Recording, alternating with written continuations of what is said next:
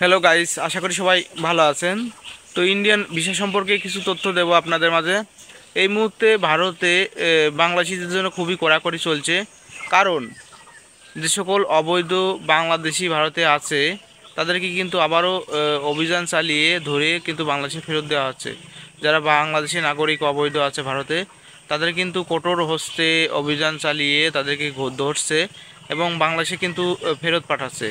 তো বাংলাদেশের সাথে ভারতের যে একটা সুসম্পর্ক ছিল, সেটি কিন্তু আস্তে আস্তে খুব কঠিন পর্যায়ে চলে যাচ্ছে।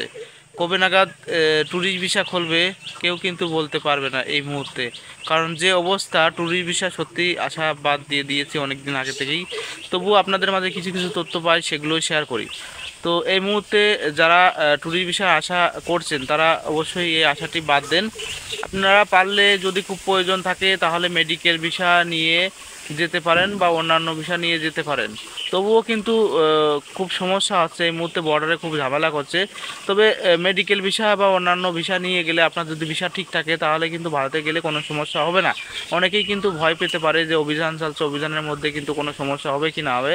তো আপনারা অন্যান্য ভিসা নিয়ে গেলে কোনো সমস্যা হবে না। আরেকটি বিষয় আছে হিন্দুদের জন্য একটি খবর, সেটি হচ্ছে অনেকেই কিন্তু আপনারা বাংলাদেশে থাকেন কিন্তু ভারতে কিন্তু অবৈধ হয়ে নাগরিক আছেন, অনেকেই কিন্তু আছেন এরকম। তো তাদের জন্য একটু সাবধানতা অবলম্বন করতে হবে, কারণ এই মুহূর্তে কিন্তু খুবই অভিযান চলছে। আপনি ভিসা নিয়ে গেলেও আপনাকে চেক করে যদি সেরকম কিছু পাওয়া হয় তাহলে আপনার সমস্যা হতে পারে।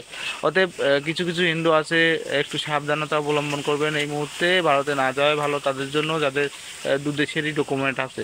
তো যাই হোক, অনেকেরই কিন্তু এরকম থাকতে পারে, আমি জানি না আছে কি না, তারপরেও বললাম। তো এই মুহূর্তে বর্ডার দিয়ে ভারতে যেতে খুবই সমস্যা হচ্ছে, কারণ ভিসা নিয়ে গেলেও কিন্তু খুব কঠিন পদক্ষেপ নিচ্ছে তারা, সেহেতু কিন্তু কঠিন কড়াকড়িভাবে যে ব্যাগপত্র আছে সেগুলো কিন্তু চেকিং করছে। খুব চেকিং করছে, যার কারণে একটু ঝামেলা আছে। বাদ বাকি অন্যান্য কাজে কোনো ঝামেলা নেই, আপনারা যেতে পারেন। তো যাই হোক, ইন্ডিয়ান ট্যুরিস্ট ভিসার জন্য যারা ওয়েট করেছিলেন তারা সহজে ইন্ডিয়ান ট্যুরিস্ট ভিসা পাবেন না।